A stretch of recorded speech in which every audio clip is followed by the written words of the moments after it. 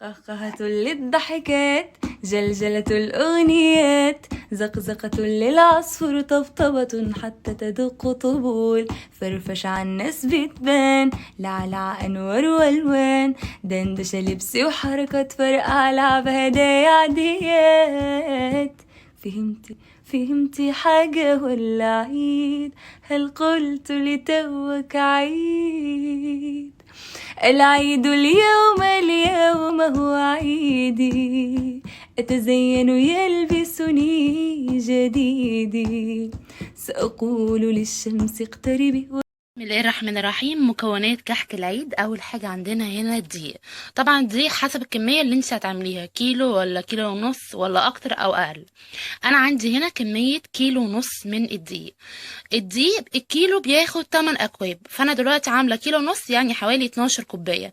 وخلي كوبايتك، انا جايبه كوبايتين اهي، اللي هي الكوبايه دي.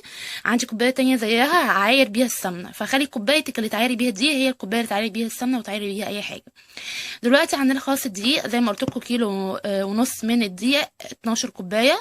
هنضيف لها رشه من الملح، سبحان الله وبحمده سبحان الله العظيم. بسم الله الرحمن الرحيم، سبحان الله وبحمده سبحان الله العظيم. دلوقتي بقى كمان هنضيف رشه بسيطه خالص من البيكنج باودر، يعني عارفين رشه زي رشه الملح كده. انا بس كده عايزه اجيب بايدي كده رشه اهي، رشه اهي، شايفين رشه بس كده. نقلب كده الدقيق مع رشه الملح ورشه البيكنج باودر. طبعا زي ما اقول لكم رشه، يعني ما تاخدوش اكتر من رشه، ما تاخدوش بالمعلقه، خدوا بايديكم. بسم الله الرحمن الرحيم. دلوقتي هنضيف السمسم بيكون كمية اللي انتوا عايزينها. انا دلوقتي حاطه على كميه الكيلو ونص، حاطه 4 معلقه كبيره من السمسم. ونقلب.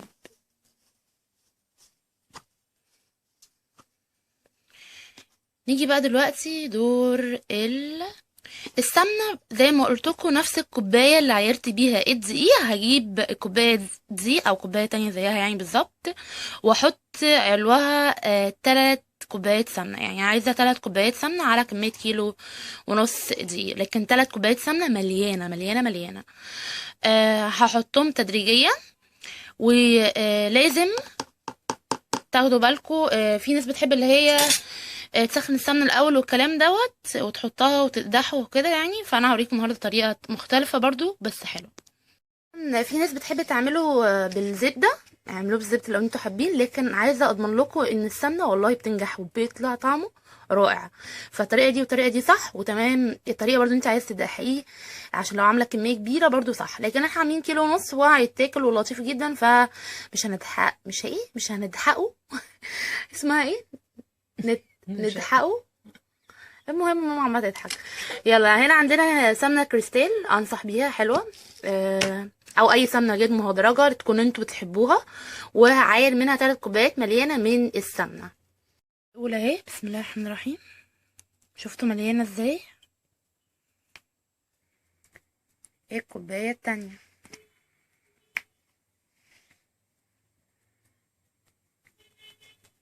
ايه الكوبايه التالتة؟ وكده نكون حطينا السمنه. خدوا بالكم بقى من الخطوه الجايه دي، محتاجه صبر ومحتاجه تركيز، عشان انتوا بتعملوا حاجه اسمها بتبسوا الدقيق. لازم نخلي دي يتشرب بالسمنه دي كويس قوي قوي قوي. بسم الله الرحمن الرحيم. يلا بينا. ماما بقى هنا هي اللي هتبسوا معانا. بسم الله الرحمن الرحيم. ماما عيدي عليهم ولا كل سنه وانتم طيبين. كل سنة وانتم طيبين. وانا ما قلتلكمش كل سنه وانتم طيبين كل سنه وانتم طيبين. دلوقتي بقى احنا بنبس الدقيق.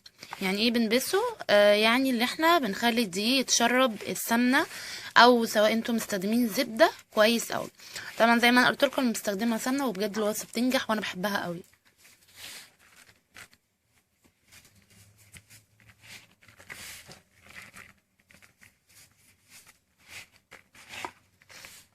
ريحه السمنه بدات تظهر جميله بجد. طبعا بقى بعد ما هنبسه هنضيف له اخر مكون، لسه معانا مكون تاني هو مكون الخميره. سواء عندكم خميره خام او خميره فوريه، هتحط لها شويه سكر. انا حطيت لها معلقه كبيره سكر ودوبتها في شويه ميه. وكمان لسه نزلنا ريحه الكحك. دي هنحطها بعد ما نخلي دي يتشرب كويس قوي السمنه. طبعا وقفت الفيديو، مش هقدر اوريكم واحنا لسه يعني بياخد وقت، يعني زي ما قلت لكم يعني ممكن 10 دقايق كده عاملين تفركوا في السمنه والدقيق عشان دي يتشرب السمنه. تحسوا كده قوامه يبقى شبه كسكسي سيكه كده، يعني شبهه شويه. فانتوا زي ما قلت لكم المرحله دي محتاجه صبر. اقعدوا خلوا الدقيق يتشرب السمنه كويس قوي قوي قوي، عشان ده اللي بيخليه يختم ويخليه كويس كده. حوالي كده 10 دقايق عاملين تعملوا الحركه دي، فصبرا بقى. عشان كده انا ماما هي اللي تولت هذه المهمه. تعرفين امهات صابرات، ربنا يحفظهم يا رب. اخيرا تم تشريب الدقيق للسمنه. لو بس يعني نضيف بقى دلوقتي زي ما قلت لكم الخميره الفوريه او الخام. انا بستخدمها خميره خام. قد ايه يعني؟ حوالي نص معلقه. وضفت لها معلقه من السكر، وضفت لها شويه ميه تدوب فيهم، لازم تدوب فيهم. بعد كده بقى بنحطها بعد ما نكون الدقيق شرب كويس قوي السمنه، ونبدا برضو نخلط المكونات مع بعض كده كويس قوي. هنضيف بقى دلوقتي ريحه الكحك اللي عايزين تضيفوها. طبعا انا ضفت ريحه الكحك دلوقتي. ضيفوا شويه صغيرين قوي برضو منها، يعني اللي هي دي.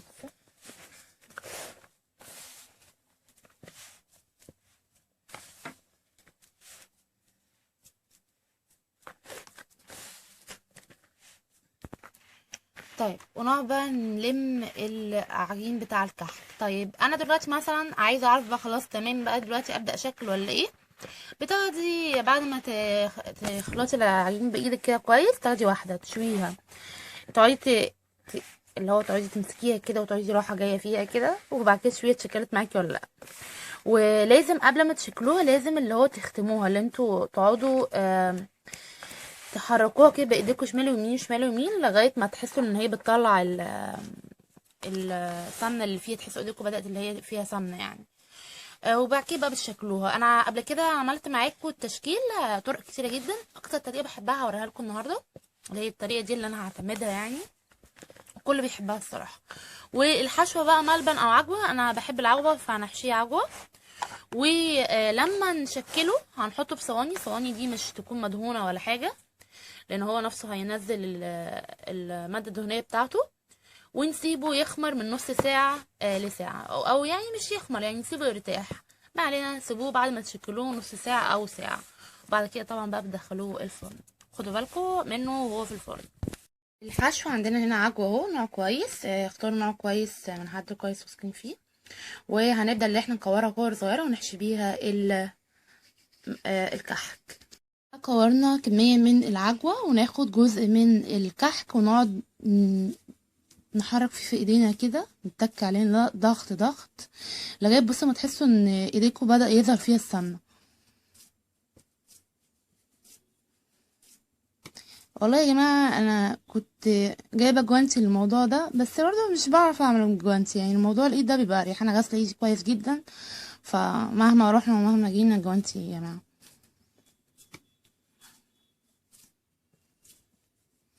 اهتموا قوي بالجزئية اللي انتوا تقعدوا تحركوه كده اهو. بصوا تمام كده.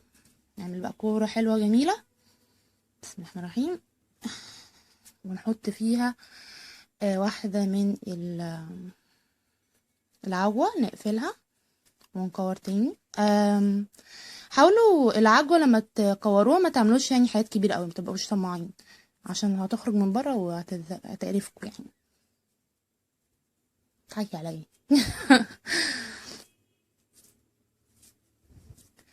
عايزه بقى اوريكم بقى اللي هي اكتر حاجه انا بحبها. طبعا في طرق كتيره جدا، هسيب لكم فيديو تحت عامله فيه اكتر من طريقه، لكن الصراحه انا بحب قوي الطريقه دي. هنكورها كده اهو خلاص اهو، ونجيب بقى القمر دي طبعا معظمكم عارفينها، انا بحب دي. مثلا ممكن بس تعفروها بعفرة دي، وبعد كده تقوم ضاغطين بقى كده اهو. بسم الله الرحمن الرحيم. ونقوم طالعين لفوق. بسم الله. بس كده، بصوا الشكل اللطيف القمر ده. ونحطها بقى في صينية فرن اهو، في صينية فرن نحطها على طول من غير دهن حاجة. بسم الله. ونخلص كل الكمية بنفس الطريقة. اوريكم واحدة كمان واسيبكم بقى. عملت كام واحدة كده انا وماما، طبعا اللي في البيت هاتوهم يعملوا معاكم يا جماعة. خدت برضو زي ما قلت لكم بايدي كده شويه قطع كده، ونقعد لازم نعمل الحركه دي عشان يطلع معايا مختوم وحلو.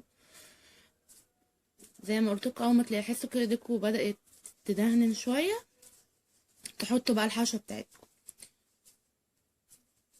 بسم الله. تمام، ناخدها بقى كوره، نضغط كده لاسفل شويه، وناخد واحده من العجوه نقفل عليها.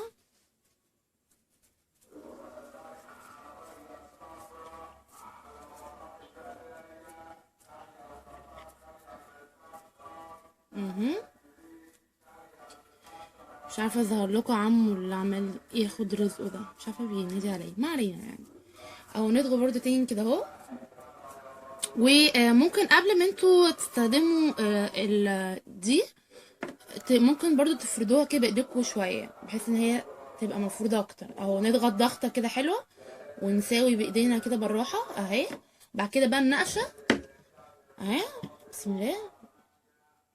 نضغط ونطلع لفوق كده اهو. بسم الله اهي.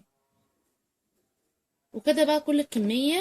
ولو عايزين تشوفوا كل الطرق اللي عملتها معاكم قبل كده هسيب لكم لينك الفيديو القديم تحت في الوصف. و هنسيبها بقى من ساعه لنص ساعه، يعني نص ساعه او ساعه حسب حراره الغرفه، وبعد كده ندخلها الفرن.